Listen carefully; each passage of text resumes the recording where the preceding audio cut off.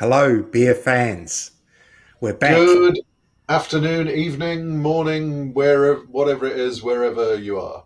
Yeah, that sounds like one of those clocks that always, says every hour is 5 o'clock and it's beer o'clock. So that's the case here on the third Certainly pint theory. 3 o'clock right now. Yeah, yeah. Actually, speaking of clocks, we've run out of clock numbers for episodes. We're up to episode 13, so we're going for our second run around the clock. Unlucky for some, but Yeah. not for you lucky listeners. No, that's right. And as usual, you're here with myself, Michael Donaldson, the editor of Pursuit of Hoppiness, And and my myself, esteemed, Martin yes, Bridges, the beer bigwig. very esteemed colleague. Um, and we are recording this 1 week into October, and the official Oktoberfest in Munich finished the other week, or the other weekend on the 5th, I think. Mm. Starts in September, just to confuse people. Yeah, that's right. Yeah. I'm always fascinated, but I would have loved to have gone to an Oktoberfest like 100 and something years ago when it was a horse race meeting.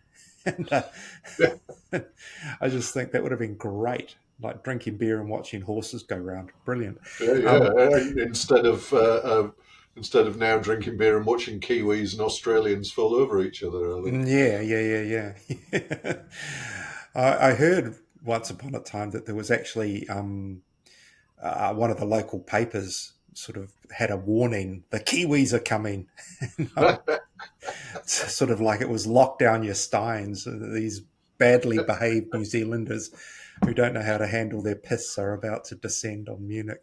Um, it must have been some time ago because no one we know is like that. No, no, certainly No. not. No. Hey, so, and on that note of Oktoberfest, we are here to introduce the main segment of the show, which is our Beervana Q&A session on lager. So it's almost as if we anticipated it. Mm. There's planning going on here. Yeah, yeah. Um, so, but before we get to that, and we'll introduce that in a minute. We were talking just before we came on the air about what we were drinking, and I think it's a really. I've got Heyday's Czech dark lager, which I'm really enjoying. I'll say it's not as good as the last Czech dark lager that we talked about on the show, which was Ben Heaven's one from Heaven's Brewing, but it's really good. I'm thoroughly enjoying it, and it's just we're seeing a lot more of this particular style. Mm. And and I think you said you had one at the weekend at I was Twofold. drinking it at the weekend. Indeed, I went to Twofold in Auckland, lovely little brew pub, and it was their Oktoberfest celebration on Saturday and Sunday. I went down on Sunday, and they had Hugar, which is Mm. their Czech dark lager, pouring from the Party Fass, which is a German thing. It's a small beer barrel, which small wooden barrel, which sits on top of the bar. And once you've tapped the Party Fass, you can't stop until it's all gone. It's finished. So Yeah, they tap it's those about for special 30 events, liters. 30 liters. something like that. Yeah, Yeah, I think so. yeah. And they tap those for special events. And they had the Hugar, which is a beautiful Czech dark lager, Yes. um, Yeah. in that. So yeah, it was a great time. I do enjoy the Oktoberfest time of year. It's kind of one of my favourite Oh, times of the absolutely. year. Yeah, and down here in New Plymouth, I was enjoying Shining Peak's fest beer called German Hill, and with a, I was joking. It's got German flag colours, but from when you're in this part of the world, it looks like Waikato. Um, but, Anyway, it was Waikato Draft. yeah. Waikato Draft. It was not. It was actually really really good.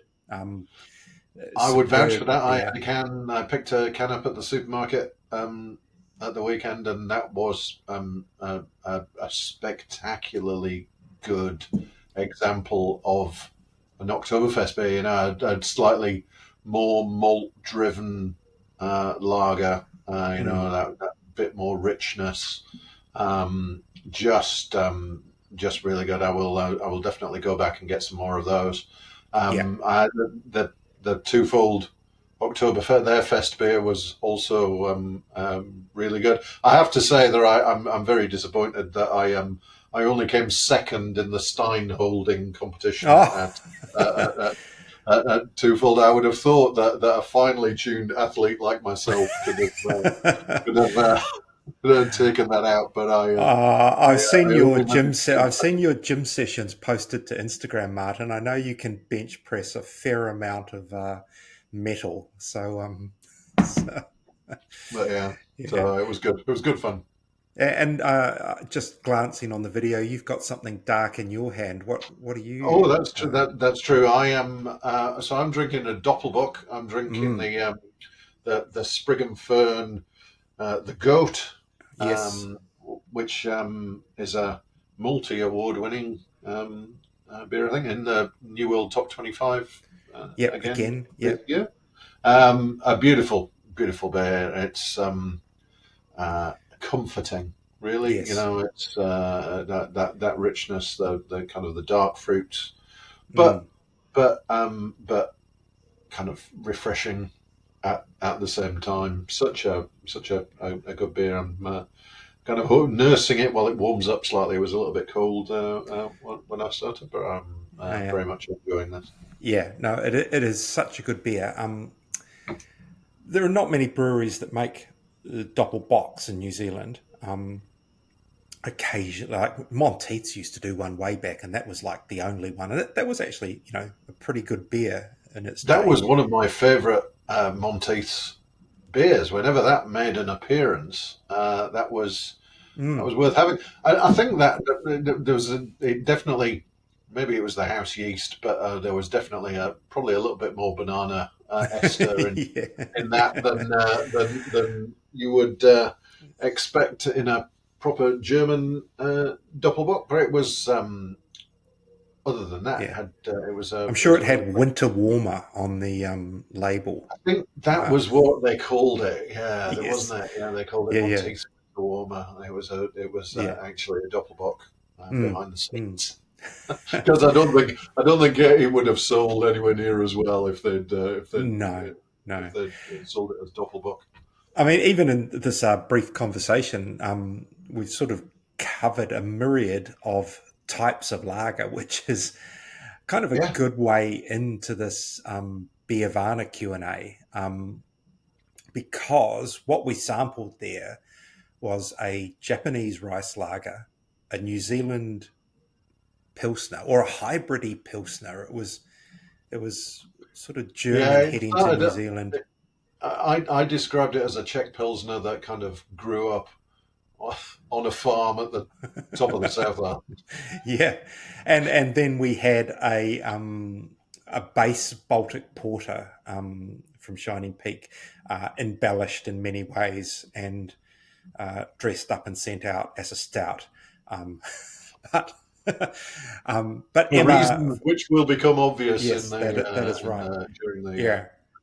Um, so on the Q&A, again, it's live, right? And it's in the Beervana concourse. So that's a little bit of raucous and there's a bit of noise and some microphone volume things. Sometimes it's loud, sometimes it's not so loud. But our guests were Dani Wild from Brew Moon, and she had only been there about 3 months at the time. Reasonably new to it, but very experienced brewer. Mm. Emma Elmslie from Shining Peak, and Vlad Petrovic from St Leonards. And they were all really good, like really knowledgeable, uh, they knew what they were doing with those beers. Opinionated as well, which is good. Yeah, Yeah, I think the key thing really is what you just mentioned, is that it was just a real eye-opening kind of pass across the wide spectrum of what lagers are. yeah, Um, yeah, I think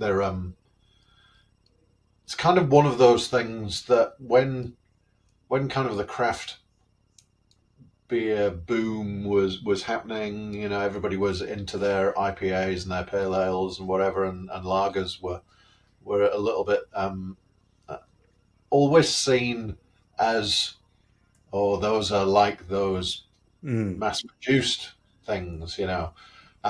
And I think it's taken time for good lagers to kind of become popular amongst the craft beer drinkers now. And it was just such a really interesting discussion to hear kind of yeah, why the brewers like to make those lagers, why they like to drink them, yes, how you go about it, what some of the challenges are. So I think there's some really great pearls of wisdom in there. yeah. And I think one thing I've written for sure, but that I actually believe to be the case is that, and this happened more in America, that the in America lager was American light lager, and it was Budweiser and Coors Light and all those things. And the American craft revolution, for one of a description, it needed something to kind of leverage against, to push Yep, against, and lager needed was an the enemy. and yeah, and so lager was widely panned as that old joke about sex in a canoe and all this kind of derogatory stuff, and probably in some ways not misplaced when it comes to these massive, I guess, factory driven products, especially in that American landscape. But we inherited some of that here, Yeah, even though we didn't really have, as such, a lager culture. We had a New Zealand draft culture. Um, and while most of them were called ales, in fact, they were lagers, but yeah. but it wasn't the same thing. But it's still lager became here still. Oh, it's bad. It's the devil's work. You can't drink that stuff. Yeah, it's And just lager. yeah, yeah, and I think what's happened is through a craft journey, and you come back around, you learn more and more and more, and it's like, this is not at all what I thought it was when I was banging the fist about give me a 100 IBU IPA, Yeah, and you come to appreciate the subtleties and the refreshing quality, and you kind of realize why they've been so popular for so damn long. yeah, yeah. It's, Why they took over the world? Why lager conquered the beer world? And it did. It's mm, still in most countries you go to. If you look at the top selling beer, they will generally be a lager. mm, So it did conquer the world, and it is still a great style, and it's a breadth of styles again, as we yeah, said. And I think that some of those large um, global lager brands get unfairly oh yeah, trash. mm, Um, that some of those are actually, there are still some really well made examples of classic lager styles out there. So um, I yeah, think you need to be you need to be careful that you're not trashing something just because of your perception of what it could be. So I think uh, I'm not saying that everybody should go out and drink American Budweiser all the yeah, time. But yeah, I think that there are some well-made global lager brands out there. Yeah, absolutely. And while we, I guess, so far in this conversation have preferred to talk about, I guess you'd call them more nuanced, and they're at the outer end of the lager spectrum. I think definitely, say, the Japanese rice lager that Oh, St Leonards brought to that tasting at Beervana would fall into a kind of light lager category. It was probably 4.5%. It was as pale as anything, but mm, man, it was delicious. That was mm. such a good beer, and its whole appearance and description is quite deceptive. It's sort Yeah, of I think there's so. a It was there great was a beer. lot of depth to it. Yeah. I think so. And talking of those global ones, I got to try the Asahi Oh, you one did too. Yeah. with the self foaming can, which was a bit of a gimmick, but I think the beer in that can is a really well made um, Oh, rice I do lager. like an Asahi Super Dry, I have to Yeah, say. it's and they're a it's it's a great beer. Mm, So mm, yeah, I think there are so many great lagers. We've talked about the dark lagers, we've talked about Doppelbocks, we've talked about fest beers, we've talked about Marzens, yeah. um, Yep. Hellers, Pilsners. Yeah. There's just so much in the house of lager. Yeah. And one of my other favorite styles, I have to say, is that the amber lager, Mexican amber lager, for want of a better word. And Oh the yeah, Modelo one is a very good example. Negra Modelo is a classic, Yeah. global Yeah. classic, Yeah. and that's kind of in that Vienna lager style Yes. very much. That Yeah.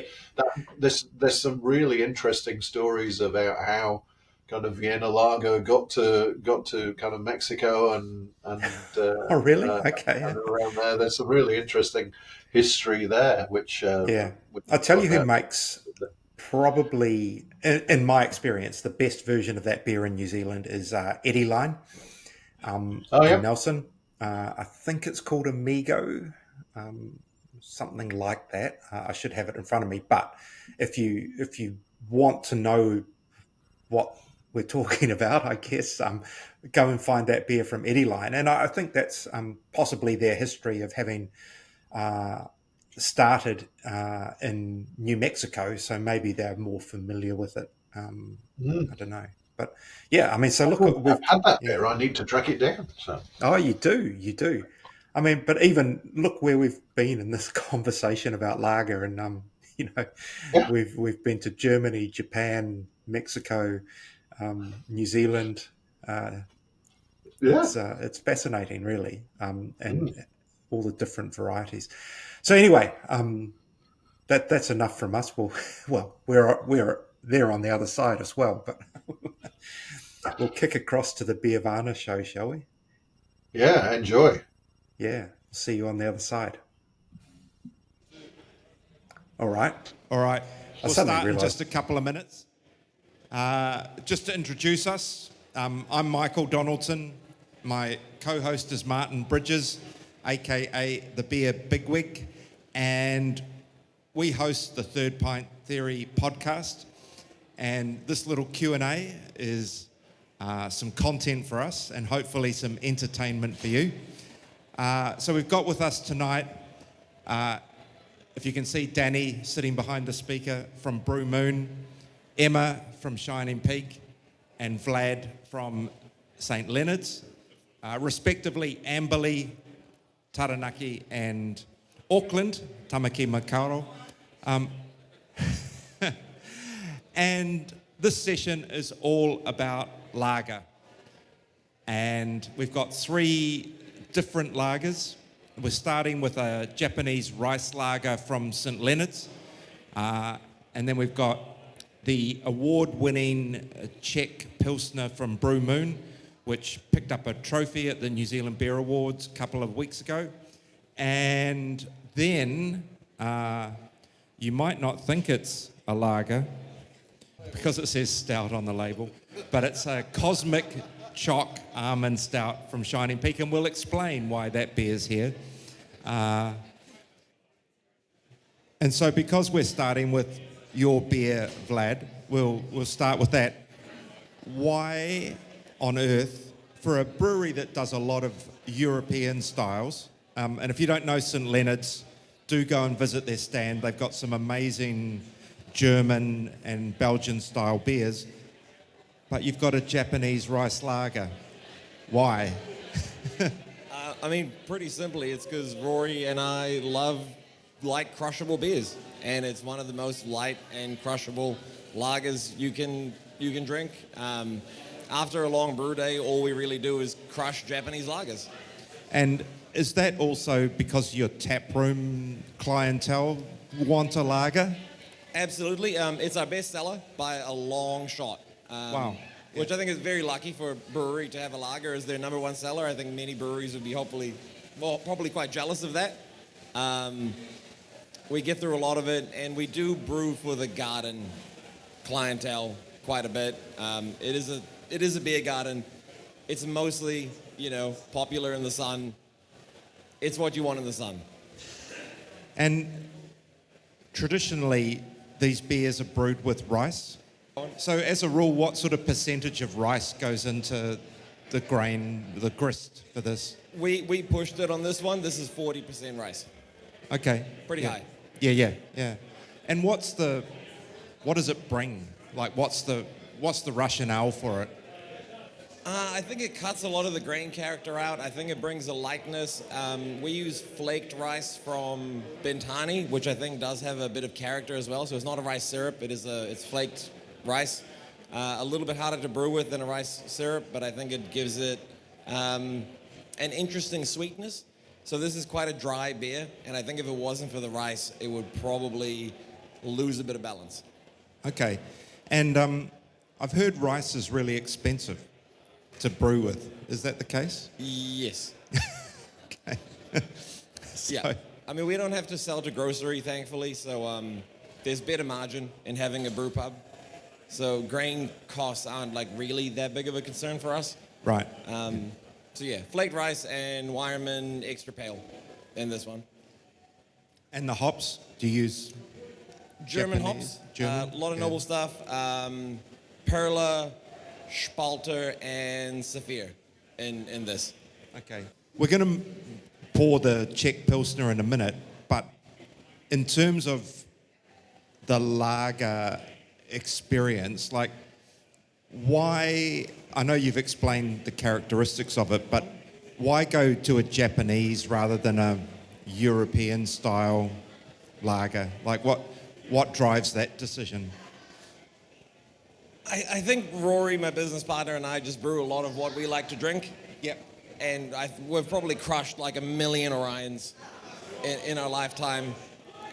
It is what we want. I think German Pilsner, as much as we love it, does get a bit heavy. Especially in the sun, especially after a long day. Yep. It burns you out a little bit. So we brew a lot of light lagers. We brew American light lager. We have a Budweiser light style clone sort of thing. Right. That goes pretty well. We do a cerveza. A lot of light lagers are pretty big for us. Okay. Hey, has anyone got any questions for Vlad specifically on this beer, out of curiosity? I think one of the reasons that we wanted to do this session on lagers was to kind of explore the breadth of lager, because a lot of people think of, it's just a pale yellow refreshing beverage, but I think what we've got here, and certainly when we get to the last one, we will certainly blow people's minds a little bit. But so we had the rice lager. We move on now to this Czech Pilsner. Dani, this is your beer. You can grab the microphone. Tell us a little bit about Czech, please. It's been Brew Moon and kind of call an OG New Zealand craft beer. the craft brewery and this beer's been around a while. Can you give us a bit of the backstory? Yeah, so it is one of the OGs. It's evolved a little bit. It started off as a Czech Pilsner. We have tried to incorporate more New Zealand hops in it. So it started with SARS and we added Wakatu and it evolved a little bit more. We now took it a step further and we've added a bit of rewaka, so just to get just a little bit of depth to it, I guess. So this is a Czech Pilsner that grew up in the north of the top end of the South Island. Yeah, exactly. So I think Pilsner is one of those sub-styles of like, it's probably the thing that people most associate. If people said lager, 80% of the time people would think Pilsner. What do you think are the kind of the key defining characteristics of that would kind of stand it apart from, say, the rice lager? So I think with a Pilsner, it's just you let the hops shine a little bit more. So there's a little bit more bitterness and a little bit more spiciness to it. Yeah. You also get a bit of with the malt, you get some bread crusts and biscuit flavor coming through. So it's kind of upping that complexity a little bit more, but still maintaining the kind of the freshness, the refreshing characteristic. And again, where does this sit in terms of percentage of Brew Moon's output? Putting you on the spot there. Sorry, that's a tough question. Percentage of sales? Yeah. It's a tough one. We've got quite a wide market, so there's a bit of everything going around. A lot of hopheads in our market. We do also have a lager. We weren't sure if it was going to compete with a Pilsner, but it's actually two different drinkers. Like we were talking about it earlier, some people just want that smashability, and that's what our lager is. Okay, so that's a really interesting point, actually, because I think it comes back to that, lager's just one thing. Lager's not just one thing, and you're demonstrating that you've got kind of, you can have two lagers sitting within the range and differentiated from each other. Yeah, absolutely. And we do also brew double the quantity of both of those beers compared to the others. Obviously, because you do have to let them lager a little bit, but still volume is high, much higher than the other beers. So you do. How long do you lager the Pilsner for? As long as it needs. Right. Okay. That's a sometimes it needs longer. Sometimes we run out and we have to push it. Yeah, because that's 4 or 5 weeks. That's I know that's a tough thing for brewers, is that lagers, like for those who don't know, the word lager means to store. It's from a German. Traditionally, they were held for like 2-3 months, and that ties up a tank. Yep. For a lot of time. That's a tough call, hey? Yeah. Sometimes we're lucky, sometimes it sells. Other times it gets the opportunity to lager for longer. But we do also have a bright tank dedicated to them, which helps a lot with tank turnaround. Okay, that's cool. So do you guys also do Pilsners in the kind of the Czech style? Or? We have. They don't sell that great for us, if I'm honest. German Pilsner does pretty well. Czech styles not so much. Maltier things move slower in the garden, I think, for the most part. And I know that Shining Peak definitely have a Czech Pilsner, because I drank it down there earlier on today. So does that go well for you? So that one was made for the Christchurch venue, Sumner. So yeah, it's one of the core range beers down there, and it's a good seller. Czech Pils is a style that is close to my heart, so it's nice to be able to brew that style and have that available as like a core range beer. That's cool. Any questions? Any thoughts on this? I've got somebody back here who's waving at me. Sorry, I've just got a quick question. Are these beers able to be reached in Dunedin? I'm just not sure if I've seen them before. And Most of our beers, Dunedin's one of our second most popular places we sell our beers. Not this one specifically, no. But other beers, yes. This answer will be a lot shorter, I would have thought. No. No. So if you want the St Leonards beers, sadly, well, I actually think it's a good thing. You need to come to Auckland. You need to go and sit in their awesome garden bar and drink their beers on site. It's sadly. an experiential a thing. You have to go there and have the beer there. And actually, Brew Moon's a destination in its own way. And I'd say Shining Peak as well. They're places you have to go to really enjoy the beer at its best, I reckon. I'm just going to push out the... can we call it a Baltic Porter? Is that what it really is? Yeah. So okay, so we'll talk about the Baltic Porter, because this to me is that real demonstration of the breadth of what is a lager. It says stout on the tin. I assume that's because stout sells better than Baltic Porter. It was actually because we wanted to enter it into a stout competition. Okay, that works as well. But Baltic Porter, do you want to give some history of the Baltic Porter style and why it's considered a lager? Well, so I suppose it's a reinterpretation of an imperial stout. Except it's fermented with a lager yeast, and so it gives sort of a smoother fermentation profile. It's a lot softer than probably what you'd expect an imperial stout to be, and sort of hides that. It's an 8% beer, and it drinks quite nicely. So this is not just a straightforward Baltic Porter. This beer has got some little extras in there. Yeah, so the base beer is a Baltic Porter. Then after fermentation, I've then conditioned it on almonds, cacao nibs, and also vanilla bean. And that, we have a range of really great darker beers.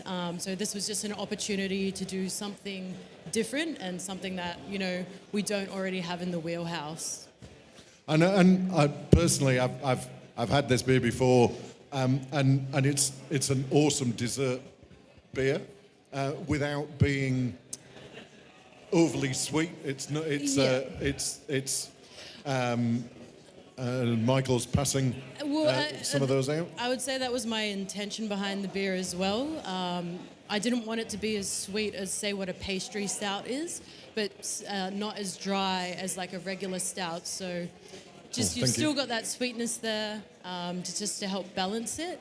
And yeah, I see it as a really great, after a meal, sharing with somebody.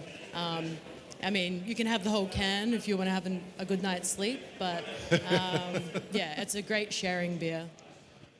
I agree. I think it's a lovely beer, and as you say, it's made with a lager yeast, so therefore it counts. We can count it in here. So we've gone from a rice lager through a Czech Pilsner to a dessert beer.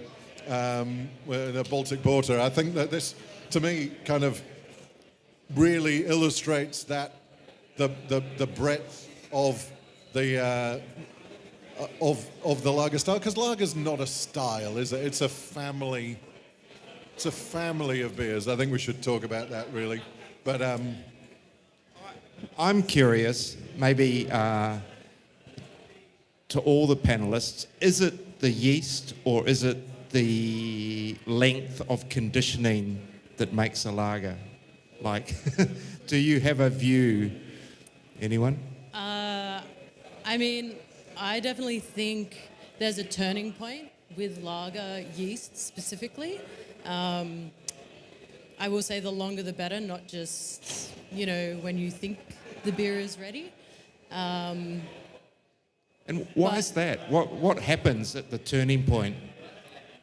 A little bit of magic, I'm not quite sure, but I think for me, if you can, lager or condition a lager for a minimum sort of 6 weeks, you'll definitely see a turning point before and after that time. Okay, yep, that makes sense. Dani? I mean, it is a lager if you're using lager yeast and cold temperatures, but it will be a good lager with lagering. That's a better answer. A few other people have filtered in. Has everyone got a beer? Did everyone get one of these? Very good. So, you want some more? There is more. We've got a few minutes left. Out of the beers we've just tried, is this your favourite one that you make as a brewery, or is there another beer that you prefer within your portfolio? This is probably my favorite if you're just counting liters consumed. So yeah, I'd say so. It's a hard question because, they all become like your children, and, I can't have a favorite. And it depends what the season's doing. Definitely a favorite, yeah. Yes. Well, Yeah, I love lagers. I've been at breweries that don't do lagers, so the fact that I can do lagers now is amazing. I love it. and it won a trophy, so you can't say... Yeah. Yeah. Are there any other questions from the floor? Yes? I'm just curious. So lagers, you would typically think, get them out of the fridge and drink them nice and cold. And I think with your one, Vlad, and Dani, with your one, yep. Emma, what would be your recommendation? Like in New Zealand, we tend to put everything in the fridge. If you're not drinking it, definitely. Yeah. But for this particular beer, I definitely would say get it out before you intend to drink it. Let it warm up a little bit, and it, you just get those flavors sort of opening up. But you can go on a journey with it and have it cold, and then let it warm up as you drink it, and sort of see the change in the flavor profile, which can be a nice journey as well. Just want to say 3 awesome beers. Thank you very much, guys. Thank you. Yes. Anyone else got anything that is... I'll flip this question back on the audience. Who would prefer the Japanese rice lager? Yeah, the Czech Pilsner? Yeah. Obviously, I think we're all going for the choc hazelnut. Almond. Yeah. The last one? Yeah. Okay. It's not bad. It's reasonably evenly divided. Yeah. I think some people voted twice, but that's all right.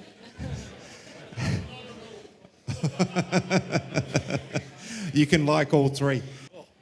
No, I think, kind of coming back to what we said earlier, it seems to me, and I don't know, because obviously you know a lot of other brewers, that lager is a brewer's style. Is that... Why do you think that is? You're not the first 3 brewers who have said to me that a lager is their favourite beer. Why is that? I think lager is a really good assessment of how a brewery is. I think if you want to really understand a brewery, try their lager, because it'll give you a good understanding of their processes and the ingredients and their yeast health and everything. It's just a very good way to know a brewery. You can't hide behind hops and adjuncts and everything too much. This is great. Emma? Yeah, I would say similar. Like, I think as a brewer as well, there's nowhere to hide. So if you can make like a banging lager, then yeah, that. Yep. Dani, you have anything? Yeah, I don't have much to add to that. It's just that you have no place to hide. It's a good test of your skill. Is that, you know? Yeah, it's a challenge. It keeps you on your toes. Yeah. And it's something that everybody. It's obviously popular. Everybody, you know, like everybody.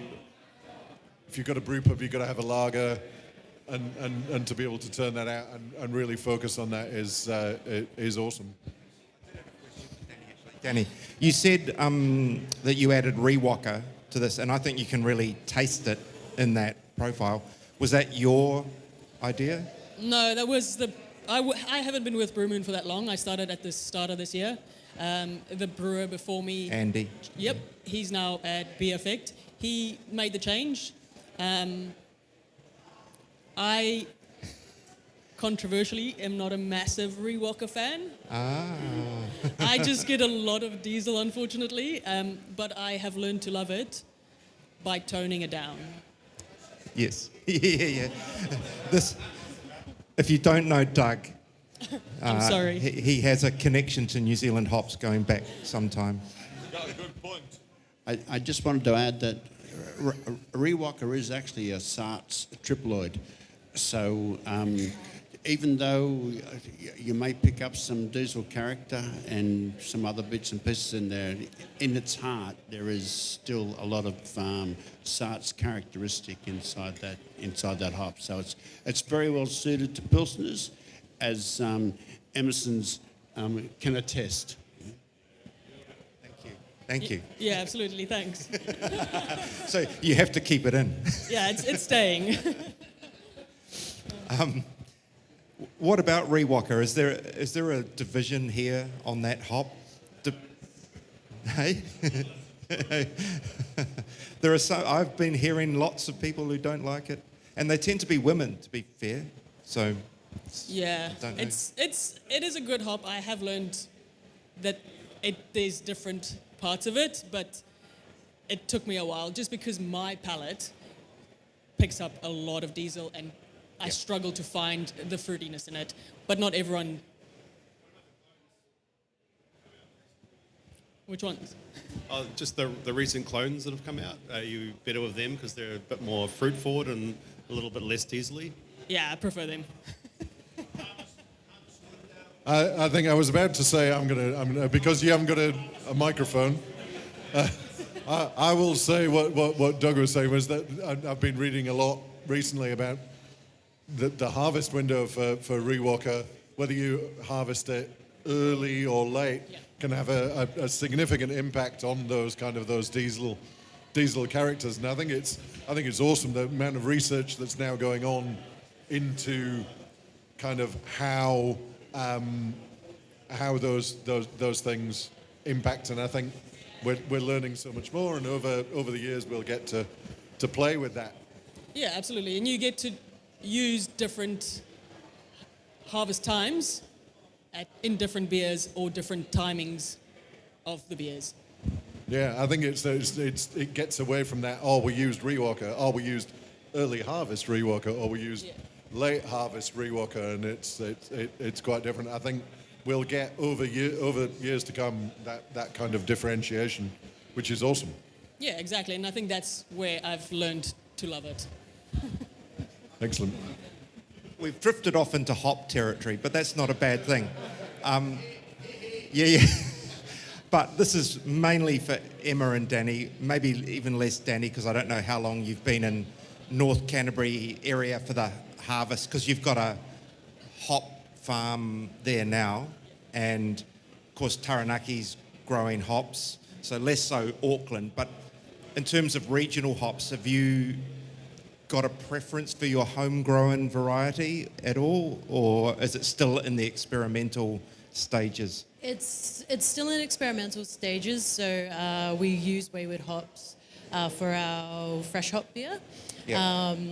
And they, at this point, only do harvest and have fresh hop available, but they are looking to pelletize in the future, which is really exciting. And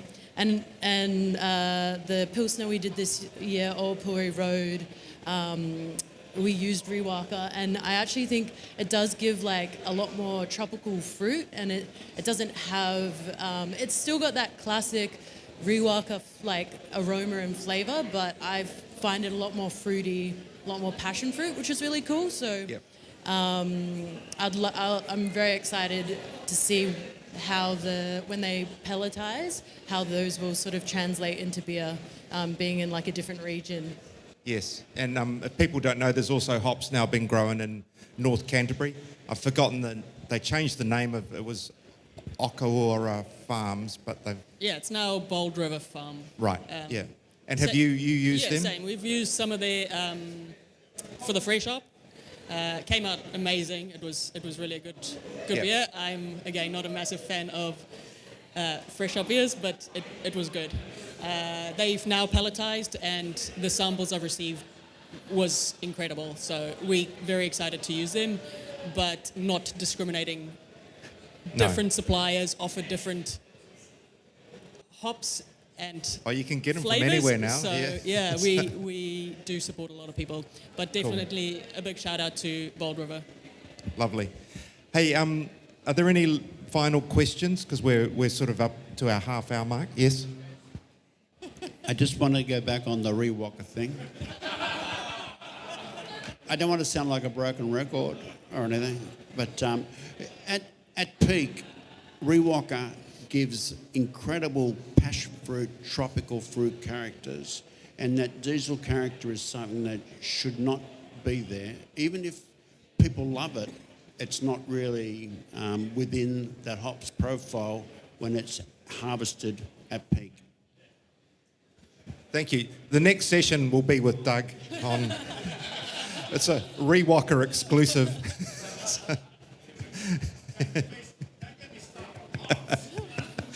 Hey, look, thank you everyone for coming and joining us.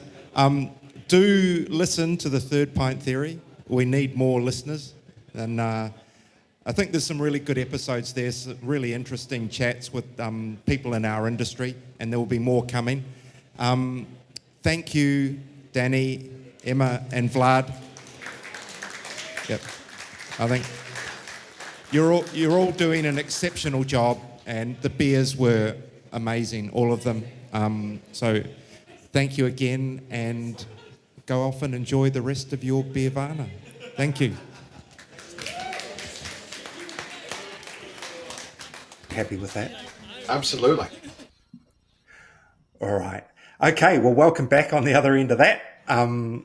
We thoroughly enjoyed that at the time, and I hope you enjoyed that rendition of it, slightly edited in places.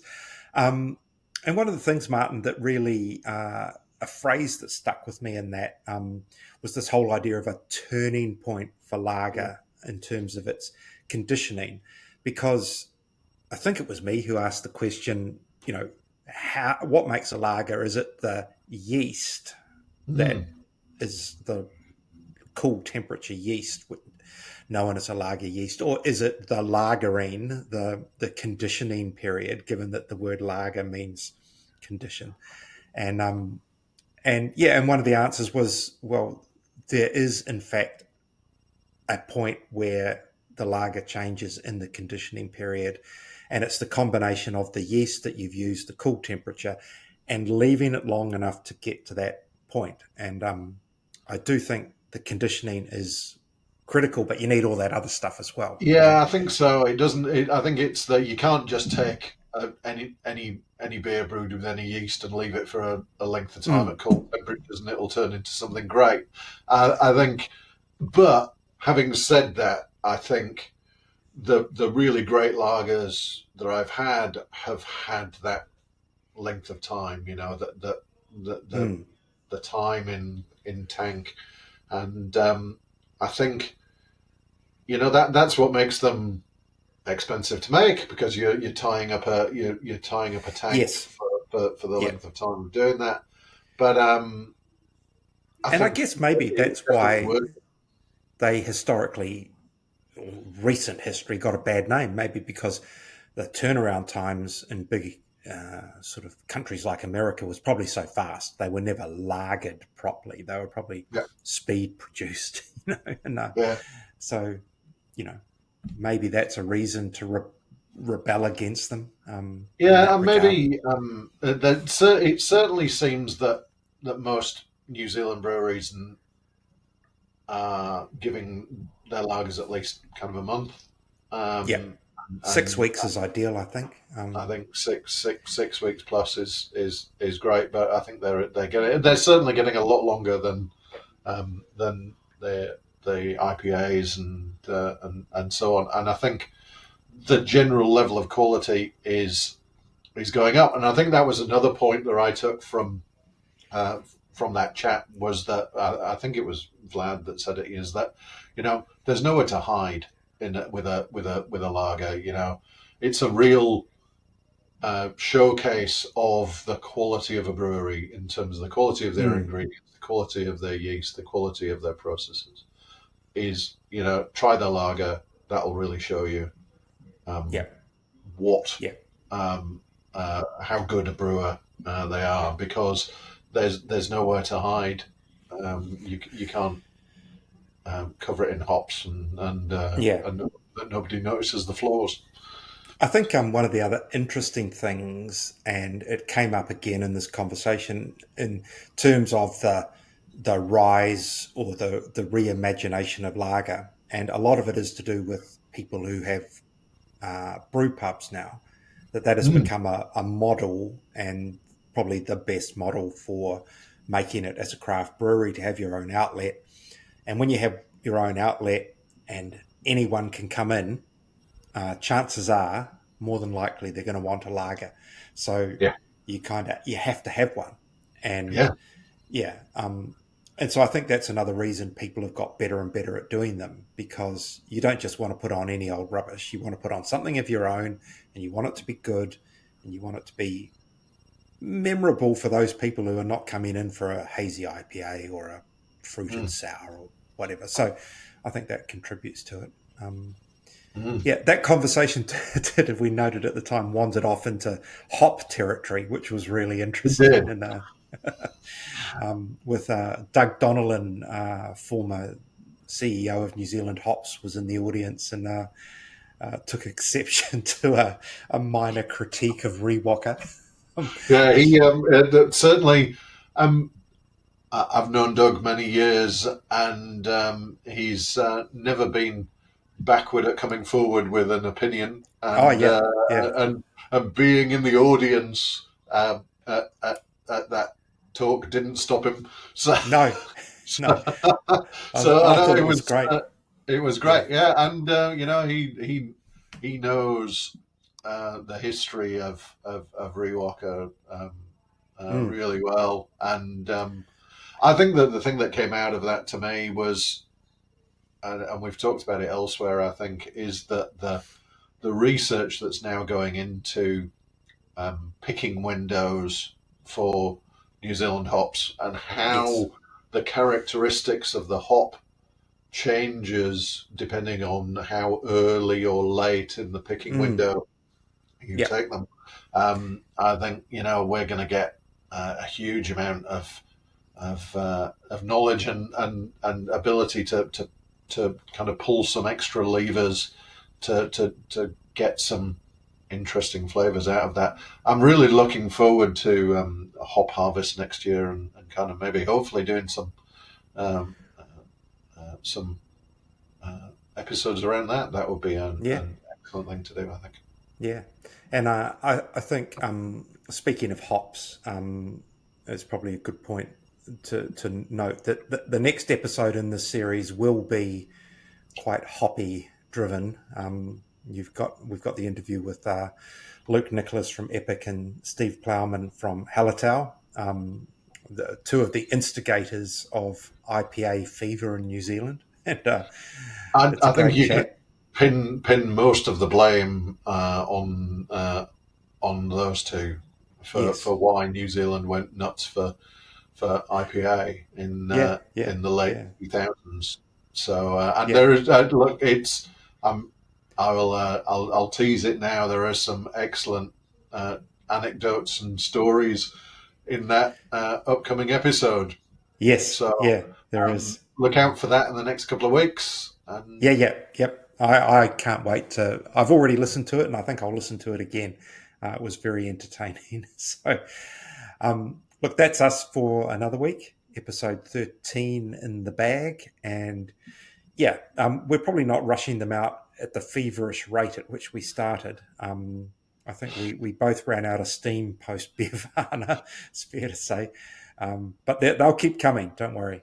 Don't worry about that. yeah, we've got a few more of those Beervana Q&A sessions in reserve, ready to roll out. So we'll be rolling those out along interspersed amongst some interviews. As you said, we've got the Luke and Steve interview, and I'm talking to Sawmill in the very near future about their sustainability journey. So that I'm sure is going to be fascinating. So there's plenty of content coming up over the next few months.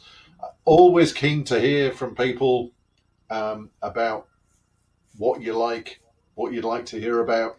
The interview with Steve and Luke was partly prompted by somebody saying to me that they'd really be keen to hear about kind of the old days of the New Zealand beer industry. So always keen to hear what people want us to talk about. Oh, nice. Very good. Okay. Good night. Enjoy whatever beer you have in your hand or are about to have in your hand. Martin, I will catch you next time around. Cheers, Michael. Have a good evening. Thanks, everyone, for listening.